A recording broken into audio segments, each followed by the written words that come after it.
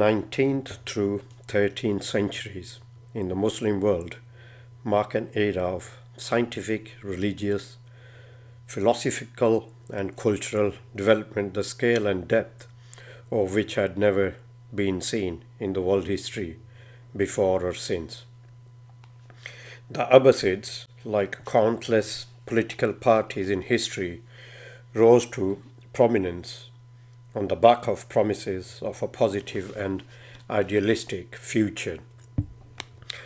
Their assurances of a more equitable society and a return to pious leadership helped to propel them to prominence as the Umayyad disintegrated.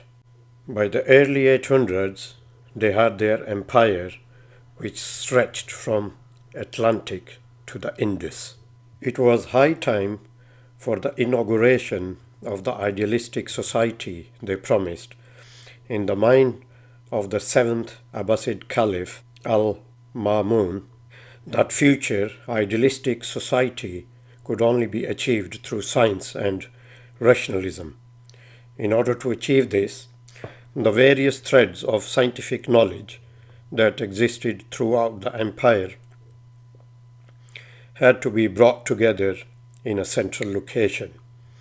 He believed that if the best scholars from the Muslim world could be brought together to learn from each other, limitless possibilities would open up. With this in his mind, he established an educational institute in Baghdad known as the House of Wisdom. So in Arabic, it was called Bayt al-Hikmah. Its scope was such that it defies definition by modern understanding of educational establishments. It was at once a university, library, translation institute, and research lab all on one campus. Al-Ma'mun was hardly the only leader in history to have placed special emphasis on science. What makes the House of Wisdom and the Muslim Golden Age unique is the context in which it all took place. First, the expansive Muslim empire knocked down walls that had previously separated different groups. Before Islam, there would be no reason for a scholar in Alexandria to travel to Ctesiphon to study and teach. Even if he did travel, language barriers would prevent him from being of much use to the Persians. That is the second unique aspect of the early Abbasids era. Arabic became a lingua franca that could unite people from diverse backgrounds. Regardless of if someone's mother tongue was Berber or Syriac or Persian, if he was a Muslim, at least a rudimentary knowledge of Arabic was necessary in order to pray and read the Quran as the Prophet Muhammad, peace be upon him, had taught. So Arabic thus served not just as a liturgical language, but also one that scientists could use to communicate and research. Muslim contribution to the mathematics in the Golden Age can only be described as monumental. Mathematics itself is, of course, the basis for almost all other sciences, including physics, chemistry, astronomy, and geography. For Muslim scientists of the Golden Age, however, it was also a sacred science. They hoped that through the understanding of advanced mathematics, they could discover the underlying numerical principles that dictate the natural rules of the world. Today, anyone who has taken a basic physics class understands that formulas dictate the movement of the object through space.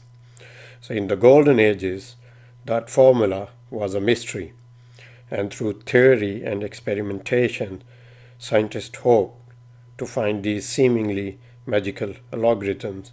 Through that understanding, a greater appreciation and love for God's power and a relationship with His creation could be achieved, making mathematical study a religious journey as well.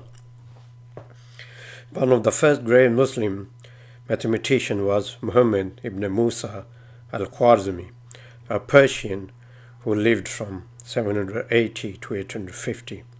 He was one of the first to work at House of Wisdom and thus laid the groundwork for future advances in mathematics.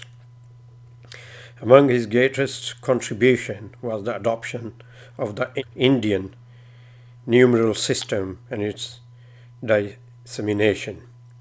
Previously, the de facto system was based on the Roman numerals, which had their limitations. Complex math problems involving non-integer numbers were near impossible with the Roman system. But the Indian system allowed large and negative numbers to be more easily expressed, easing complex problems. Al-Khwarizmi not only borrowed the system from the ancient Indians, but also added on to it an important missing link, the zero. Although he was unable to mathematically prove zero, since anything divided by zero is undefined, Al-Khwarizmi implemented it in his further studies, revolutionizing some subjects and inventing others. Perhaps Al-Khwarizmi's greatest contribution was the development of algebra. In this monumental work, the compendious book on calculation by completion and balancing, he explains how algebraic equation can be used to solve everyday problems ranging from dividing up inheritance to geography. Ancient Greeks were masters of geometry. They failed to separate theoretical algebra from it and thus found limitation to the science. So Al-Khwarizmi's book established algebra as a unique subject within mathematics with its own practical application. In fact, the word algebra itself derives from Al-Khwarizmi's title of his book. It comes from al-jabr, meaning completion.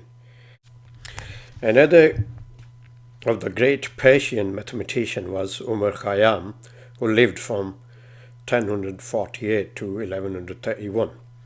Although he is mostly known in the West for his poetry and love and mysticism, he was also an accomplished mathematician, helping to push the boundaries of the subject in a ways his predecessors could not.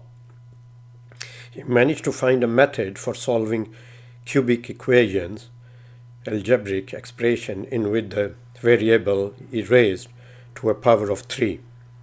Pushing further into theoretical algebra, he was also one of the earliest, if not the first, to formulate the binomial theorem, which helped solve algebraic expression by expanding them into sums. These discoveries may seem overly theoretical, only useful for tutoring secondary school math students, but they have important applications. Through advanced algebra, subjects as trigonometry and calculus could be developed.